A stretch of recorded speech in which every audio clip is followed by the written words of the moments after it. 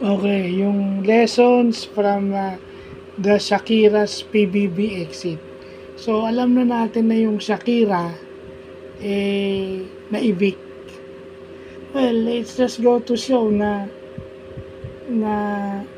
kapag ka wala kang, hindi ka sa tao, wala kang malakas na fan base sa labas. Wala. Okay? Kasi, ang lumalabas dito, mula nung nagsimula yung botohan, parang gusto nila maibig itong Shakira. Kasi hope nila na yung next na makakaduo ni AC Martinez, hindi kasing lakas ni Ralph. Okay? Hindi kasing lakas ni Ralph. Kasi, naniniwala sila na kaya lang masisave si AC from eviction is dahil dun partner niya si Ralph, which is malakas sa tao. Actually, si Ralph at saka si River, malakas sa tao yan. At ngayon, lumalakas sa tao itong si Michael. So, kung sino makakaduwa ni Michael, malamang masisave din sa eviction yon. Kasi nagugustuhan na ng mga tao si Michael. Nakikita na yung other side niya. Well, anong lesson dito sa Shakira, no?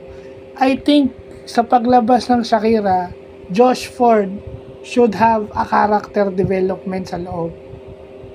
Kasi wala na yung kanyang love team, wala na yung kanyang parang tropa sa loob na si Charlie, wala na yung dalawa. So, kailangan magkaroon na siya ng character development. Dapat maging close na siya sa boys. Lalo na't wala na yung dalawang malapit sa kanya doon, si Charlie at saka yung kanyang love interest doon na si Kira. No? At saka wala nang gatong. No? Kasi remember, hindi na makakapanggatong si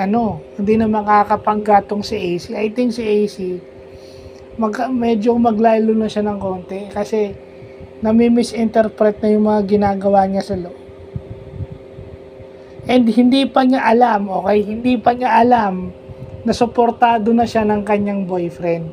Siguro ang isa sa bumoto sa kanya to save her from the eviction itong si Larkin, yung kanyang boyfriend. Hindi pa niya alam na suportado na siya nito.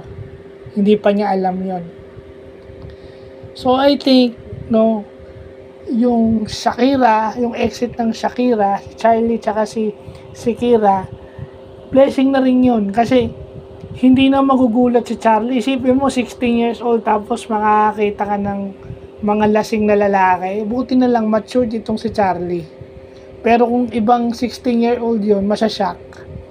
Kita mo nga nung lumabas siya, siya yung hindi natatakot. Kasi siguro expected niya na. She was not shocked. Kasi tingnan mo si Kira, shock. After 1 month sa loob ng bahay ni Kuya, paglabas mo, talagang na-overwhelm ka. Si Ivana nga, sinabi niya, nung paglabas niya, nag-i-exist kayo, parang ngayon lang siya nakakita ulit ng tao. Talagang shock si Kira, nangyayari yan. It's all about psychology, dahan-dahan yan. Magdi-debrief kayo, nababalik na kayo dun sa normal environment. And I'm sure si Kira is dadama yung projects. Marami na kasing nakaalam nung stories niya, pati si Charlie. Ayan. Siguradong bibigyan ng maraming projects yan. Yun lang makikita natin, AC at saka si Josh magkakaroon ng character development. So, yun lang po.